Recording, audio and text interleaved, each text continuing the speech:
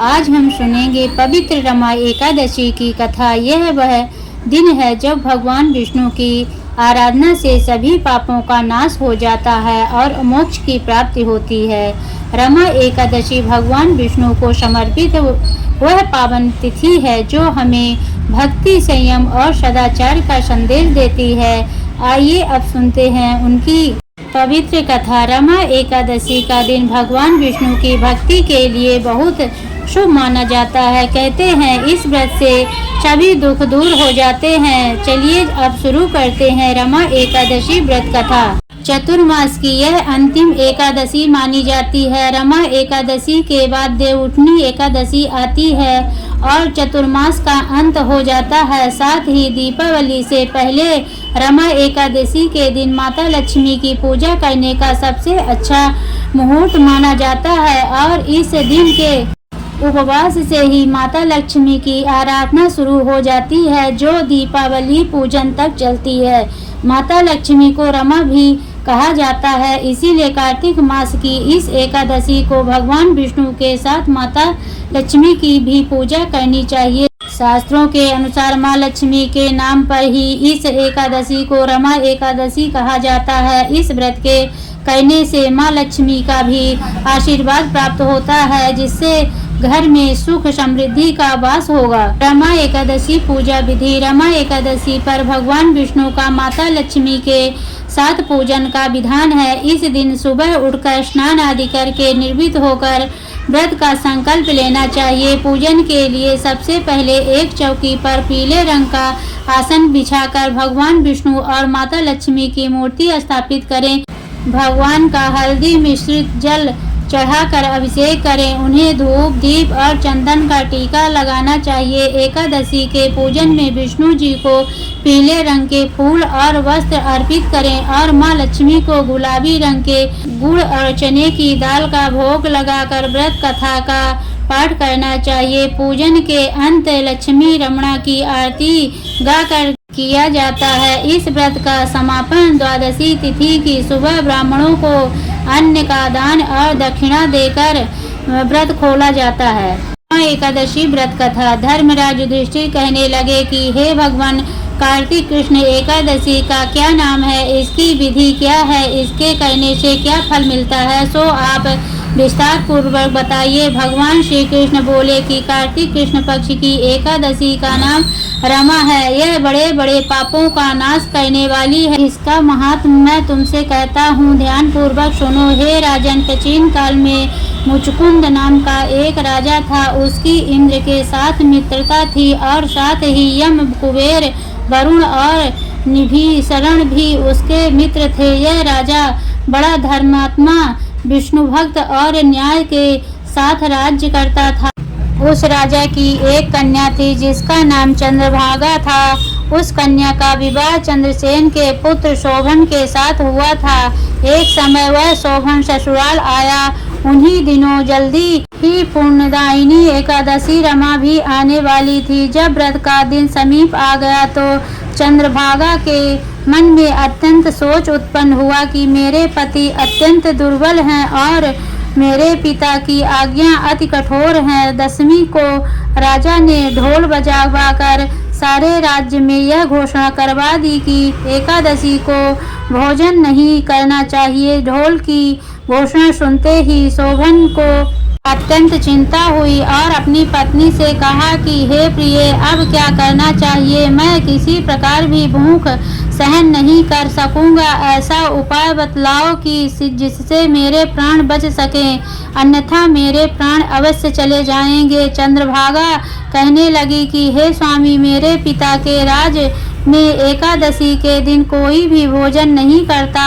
हाथी, घोड़ा, ऊंट, बिल्ली, गौ आदि भी तृण, अन्न, जल आदि ग्रहण नहीं कर सकते। फिर मनुष्य का तो कहना ही क्या है। यदि आप भोजन करना चाहते हैं तो किसी दूसरे स्थान पर चले जाइए, क्योंकि यदि आप यहीं रहना चाहते हैं तो आपको अवश्य व्रत करना पड़ेगा। ऐसा सुनकर शोभन कहने लगा कि हे प्रिय, मैं अवश्य व्रत करूंगा। जो भाग्य में होगा वह देखा जाएगा। धर्मराज युधिष्ठिर द्वारा कार्तिक कृष्ण एकादशी का नाम, इसकी विधि, उसका फल कैसे मिलता है, यह विस्तार पूर्वक बताइए। ऐसा पूछने पर भगवान श्री कृष्ण बोले कि कार्तिक कृष्ण पक्ष की एकादशी का नाम रमा है।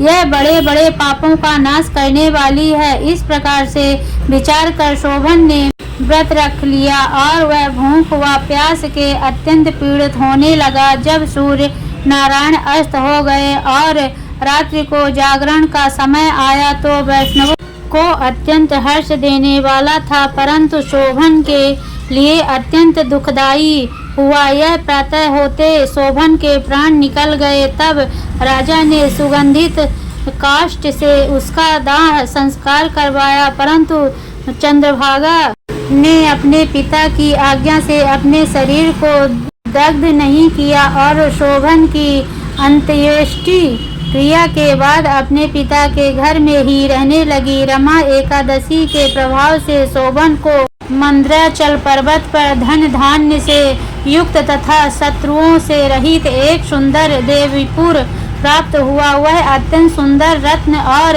वैदुर्य मणि जटिल स्वर्ण के खंभों पर निर्मित अनेक प्रकार की स्फटिक मणियों से सुशोभित, भगवान में बहुमूल्य वस्त्राभूषणों तथा छत्र व चबर से सुशोभित, गंधर्व और अप्सराओं से युक्त सिंहासन पर आरूढ़ ऐसा शोभायमान होता था मानो दूसरा इंद्र विराजमान हो। एक समय मुचकुंद नगर में रहने वाले एक सोम शर्मा नामक ब्राह्मण तीर्थ यात्रा करता हुआ घूमता घूमता उधर जा निकला और उसने शोभन को पहचान कर यह तो राजा का जमाई शोभन है, उसके निकट गया। शोभन भी उसे पहचान कर अपने आसन से उठकर उसके पास आया और प्रणामा आदि करके कुशल प्रश्न किया। ब्राह्मण ने कहा कि राजा मुचकुंद और आपकी पत्नी कुशल से हैं, नगर में भी सब प्रकार से कुशल हैं, परंतु ये राजन हमें आश्चर्य हो रहा है। आप अपना वृत्तांत कहिए कि ऐसा सुंदर नगर जो न कभी देखा न सुना आपको कैसे प्राप्त हुआ। तब शोभन बोला कि कार्तिक कृष्ण की रमा एकादशी का व्रत करने से मुझे यह नगर प्राप्त हुआ, परंतु यह अस्थिर है, यह स्थिर हो जाए ऐसा उपाय कीजिए। ब्राह्मण कहने लगा कि हे राजन, यह स्थिर क्यों नहीं है और कैसे स्थिर हो सकता है, आप बताइए, फिर मैं अवश्य में यह उपाय करूँगा। मेरी इस बात को आप मिथ्या ना समझिए। शोभन ने कहा कि मैंने इस व्रत को श्रद्धा रहित होकर किया है, अतः यह सब कुछ अस्थिर है। यदि आप मुचकुंद की कन्या चंद्रभागा को यह सब वृत्तांत कहें तो वह स्थिर हो सकता है। ऐसा सुनकर उस श्रेष्ठ ब्राह्मण ने अपने नगर लौटकर चंद्रभागा से सब कुछ वृत्तांत कह सुनाया। ब्राह्मण के वचन सुनकर चंद्रभागा बड़ी प्रसन्नता से ब्राह्मण से कहने लगी कि हे ब्राह्मण, ये सब बातें अपने प्रत्यक्ष देखी है, यह स्वप्न की बातें कर रहे हैं। ब्राह्मण कहने लगा कि हे पुत्री, मैंने महावन में तुम्हारे पति को प्रत्यक्ष देखा है। सब ही किसी से विजय ना हो ऐसा देवताओं के नगर के समान उनका नगर भी देखा है। उन्होंने यह भी कहा कि यह स्थिर नहीं है, जिस प्रकार वह स्थिर रह सके सो उपाय करना चाहिए। चंद्रभागा कहने लगी, हे विप्र, तुम मुझे वहाँ ले चलो, मुझे पति देव के दर्शन की तीव्र लालसा है। मैं अपने किए हुए पुण्य से उस नगर को स्थिर बना दूंगी। आप ऐसा कार्य कीजिए जिससे उनका हमारा संयोग हो, क्योंकि वियोगी को मिला देना महान पुण्य है। सोम शर्मा यह बात सुनकर चंद्रभागा को लेकर मंदराचल पर्वत के समीप वामदेव ऋषि के आश्रम पर गया। वामदेव जी ने सारी बात सुनाकर वेद मंत्रों के उच्चारण से चंद्रभागा का अभिषेक कर दिया। तब ऋषि के मंत्र के प्रभाव और एकादशी व्रत के चंद्रभागा का शरीर दिव्य हो गया और वह दिव्य गति को प्राप्त हुई। इसके बाद बड़ी प्रसन्नता के साथ अपने पति के निकट गई।